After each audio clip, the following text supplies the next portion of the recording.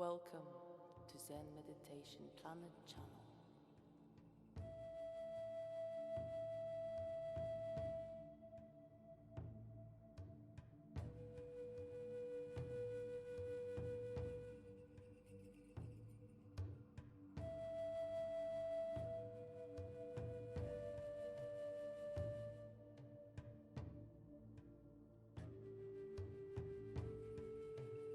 The East African sandalwood, Osyris Lanceolata, is an evergreen shrub belonging to family Santalaceae and grows to a height of 1 to 7 meters depending on the soils, climatic conditions, and genetic variation. This project is about Osyris Lanceolata, which is also commonly known as East African sandalwood.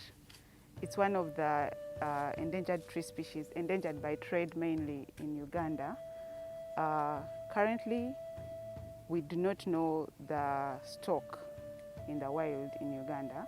The species is drought resistant, grows on poor sites, mostly on rocky ridges, mountain slopes, margin of evergreen bushlands, grasslands, and thickets. The species is a hemp parasite that gains water and nutrients from the host plant.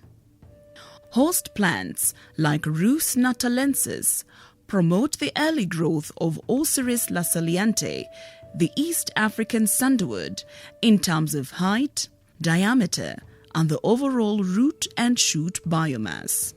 Diameter, tree number 2. This is 5.71 centimeters. Height,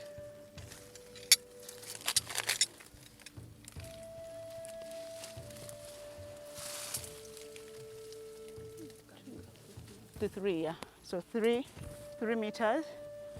Osyris Lanceolata, the East African sandalwood, is a perennial and can survive for more than 50 years in its natural stand and can take about 15 to 20 years to grow to optimum size.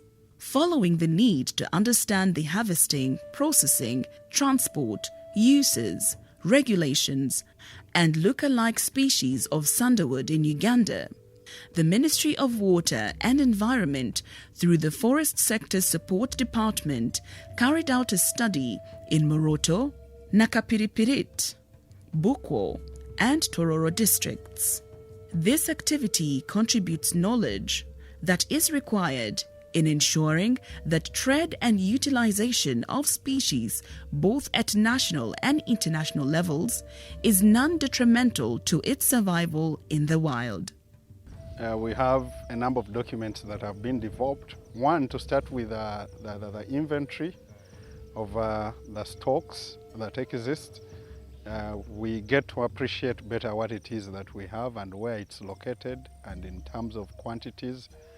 But then also we've developed documents because it improves also decision making on whether we can actually allow for trade or we can institute a local ban to prevent, to allow the species, to allow regeneration and capacity building for both the regulators, but then also for the system in place. Osyris, me what I'm seeing, you yourself may be having land. You could raise nursery. We are looking at, can we have people planting Osyris in the plantation so that the ban which is and the team have slapped on Osyris can be lifted, because there will be already the plantation population which can be harvested on permits. In Uganda, sandalwood has been mainly recorded in Karamoja sub-region districts of Nakapiripirit, Kotido, Kabong, Amuriat, Moroto, and around Mount Elgin in Bukwo, Kapchora, and Kwen.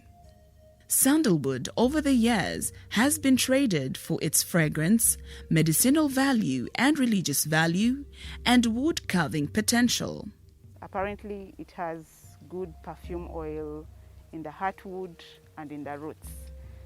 So when they're logging it or when they harvest it, they actually uproot the whole tree because the concentration is high in the roots and in the stem. For that reason, some of the areas in Karamoja where this species is known to be well stocked were kind of illegally encroached, and people started harvesting it. Much as this harvesting was being done in community areas, but it was extensively done. So there are fears or there are concerns from the conservation organizations and also from Ministry of Water and Environment that this species might be locally extinct if measures are not taken in place, are not put in place to conserve it in the wild especially. The main traded products include aromatic oils extracted from the heartwood, timber for handicrafts, and sawdust for making incense. The oil is useful in perfumery, pharmaceutical, cosmetics, medical, and local culture practices. Although no clear record exists on the trade of Osyris Lanceolata, sandalwood, it is estimated that 1,000 tons are annually harvested from Africa, and most from East Africa. The destination countries of East African sandalwood and its products are mainly India, France, United Kingdom, United States of America, Germany, South Africa, United Arab Emirates, among others. The Convention on International Trade of Endangered Species, CITES, aims at ensuring that international trade in specimens of wild animals and plant species doesn't threaten their survival. Uganda ratified the CITES in 1991 and acknowledged the need for international cooperation to combat trade in endangered species. At the 16th meeting of the Cooperation of Parties to CITES in Bangkok, Thailand, 2013, the population of sandalwood in East African countries were listed in Appendix 2. The listing followed consultations among the East African range states and submission by Kenya of a proposal of the parties alongside the species listing, adopted Decision 16.153 and 16.154 on actions for implementation to enhance the conservation of the species across its range. Therefore, it is a fundamental obligation of CITES member countries to present a non-detrimental finding prior to any export of a product listed in Appendix 2 of the Convention.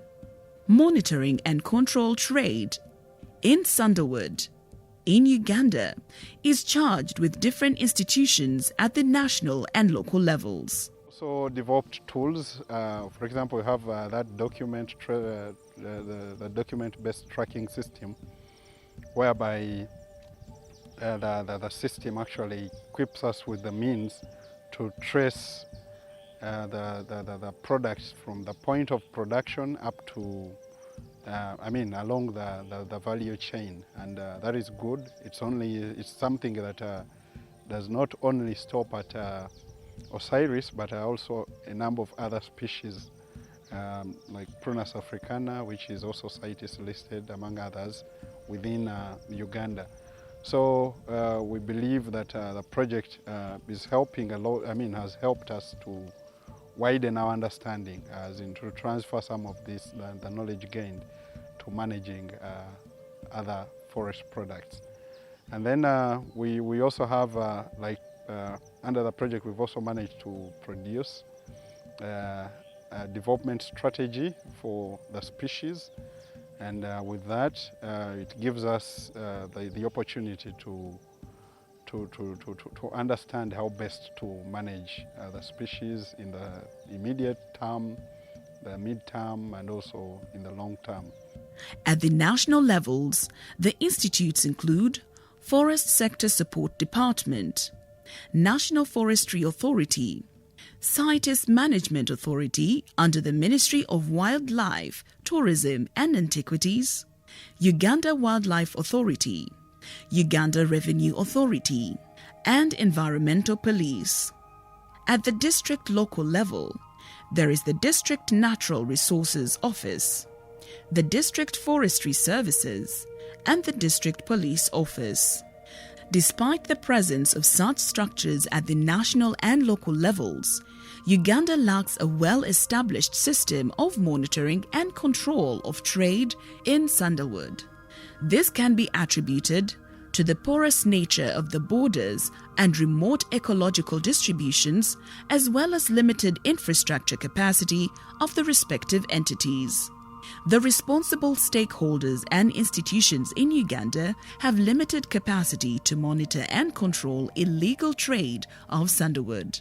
The study shows that few people, both the district and community level, are able to identify sandalwood and its uses.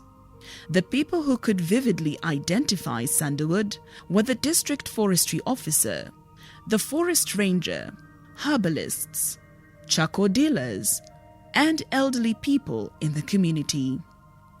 A systematic review and synthesis of information from technical reports and research articles with a focus on sandalwood, majorly within the Eastern African range states, was conducted to understand the growth form, harvesting, trade, processing, local uses, control and monitoring of sandalwood, to understand the legal and institutional provisions that guide and aid research, sensitization, production, harvesting, protection, monitoring and control of trade in the species. Relevant regulatory and institutional frameworks were also reviewed. This further enabled the research to contexts under which different control and monitoring activities are implemented.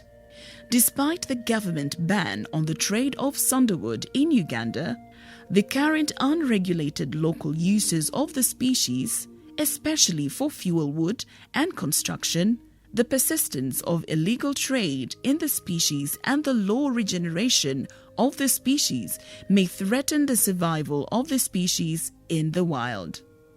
Therefore, there is need to engage the relevant stakeholders to effectively regulate the use and trade in the species and increase the population of the species in Uganda.